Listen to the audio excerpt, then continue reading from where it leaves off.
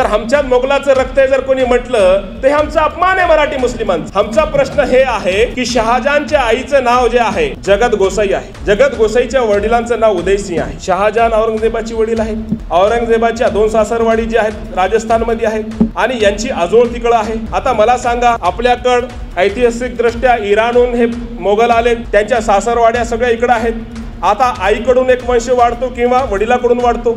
आता मला सांगा, आम्ही सगळे सोरे कुठून लागतो? आम्ही ना इराणची आहोत ना आम्ही तिकडे राजस्थानचे आहोत, मग आमचा संबंध कुठे आहे? हे प्रश्न तुम्ही उदयसिंगला विचारायला पाहिजे, राजा भारमलला विचारायला पाहिजे। रायगडावर आमच्या बापाची समाधी आहे आणि हे लोक काय छळतात मराठी मुस्लिमांना, हे मोगलांची औलाद आहे म्हणून। आता मला सांगा, जर आरोप तुमच्यावर झाले तर खंडन कोण करणार? मोगलांची औलाद आहे म्हणून मराठी मुस्लिमांना जर छळण्यात येत असेल तर मला हे सांगावं लागेल की आमचा मोगलाशी कसा संबंध नाही आहे। ऐतिहासिक दृष्ट्या सांगावं लागेल, वैज्ञानिक दृष्ट्या सांगावं लागेल। हे मोगल कोण आहेत? बाबर जो आहे तो इराणहून आलेला आहे। बाबूर हा फारसी शब्द आहे, पर्शियन। वाघाला पर्शियन मध्ये बाबूर म्हणतात, त्याचं नाव जहीरुद्दीन आहे, बाबूर म्हणतात त्याला, म्हणजे वाघ। तो जेव्हा दिल्लीवर आक्रमण करायला आला, दिल्लीवर कोणाची सत्ता होती? इब्राहिम लोदीची। तो कोण होता? मुसलमान होता। आता हे सांगतात की त्यानं हिंदूवर आक्रमण केलं, तर मला सांगा, जर त्याने हे समजून आक्रमण केलं असतं की भारतात हिंदूचं राज्य आहे आणि तो आला दिल्लीला आणि पाहिलं इब्राहिम लोदीचं राज्य आहे, तो काय म्हटलं असता? अरे इब्राहिम लोदी, तू तो अपना भाई यार, मेरे को लगा कोई हिंदू राजा आहे की, चलो सलाम अलैकुम जाता मैं, म्हटला का तो? इब्राहिम लोदीला मारला, तिथं सत्ता केली। आता हा अकबर, बाबरचा हा जो वंश वाढतोय, आता हा त्याचा जो नातू आहे अकबर, त्या अकबरचा विवाह ज्या जोधाबाईशी झालेला आहे, त्या जोधाबाईचे जे वडील आहेत राजा भारमल, त्यांचा भाऊ आहे भगवंतास। आता बघा, अकबराची पत्नी जोधाबाई त्याच्या भावाचा मुलगा मानसिंग याला सेनापती करते। आम्ही हा विचार केला पाहिजे की मोगलांनी महाराष्ट्रातल्या कोणत्याही मुसलमानासोबत रोटीबेटी व्यवहार केला नाही। आम्ही त्यांच्या सैन्यामध्ये सरदार नव्हतो, त्यांच्या मंत्रिमंडळामध्ये नवरत्न नव्हतो, आम्ही त्यांचे लाभार्थी नाही आहे। आमच्या पूर्वजांनी शिवाजी महाराजांसाठी रक्त सांडलेलं आहे। आता मला सांगा, एखाद्या व्यक्तीला जर म्हटलं की तुझ्या दुसऱ्याचं रक्त आहे, त्याला राग येईल की नाही? वंशासाठी कोणी हे सहन करेल का? ते आमच्या मातेचा अपमान आहे की नाही?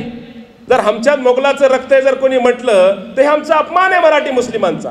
आमचा प्रश्न हे आहे की शहाजहानच्या आईचं नाव जे आहे जगत गोसाई आहे, जगत गोसाईच्या वडिलांचं नाव उदयसिंह आहे। शहाजहान औरंगजेबाची वडील आहेत, औरंगजेबाच्या 2 सासरवाडी जे आहेत राजस्थानमध्ये आहेत आणि यांची आजोळ तिकडं आहे।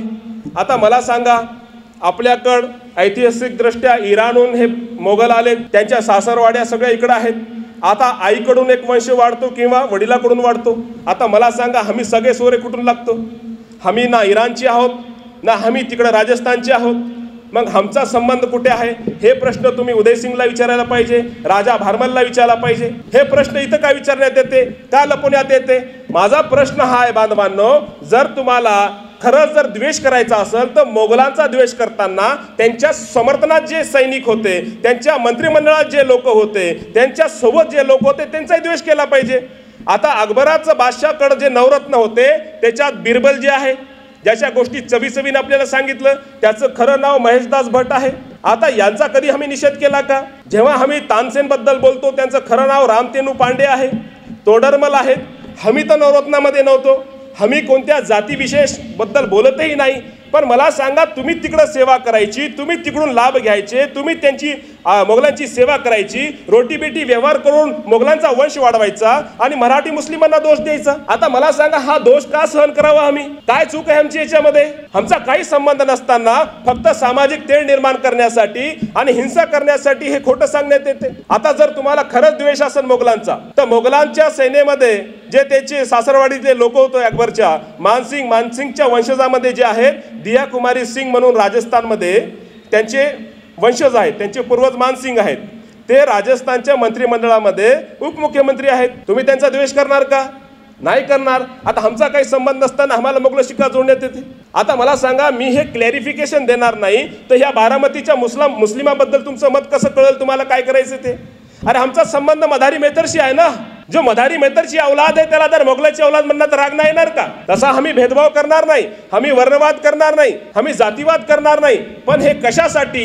सर्वांचे शिवराय हा विषयाला विरोध कशासाठी? त्याचं कारण हे आहे की शिवाजी महाराज जे आहे माणसं जोडणारे आहे, माणसं तोडणारे नाही।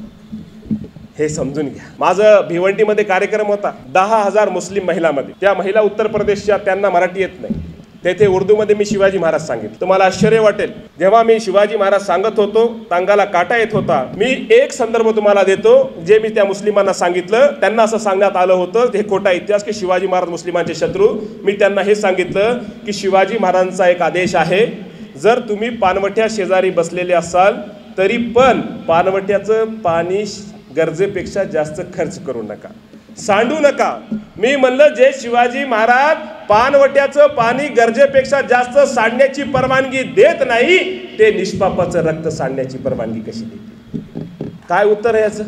शेवटी त्यांचं एकच उत्तर होतं, हमको नहीं पता था शिवाजी महाराज इतने नेक है।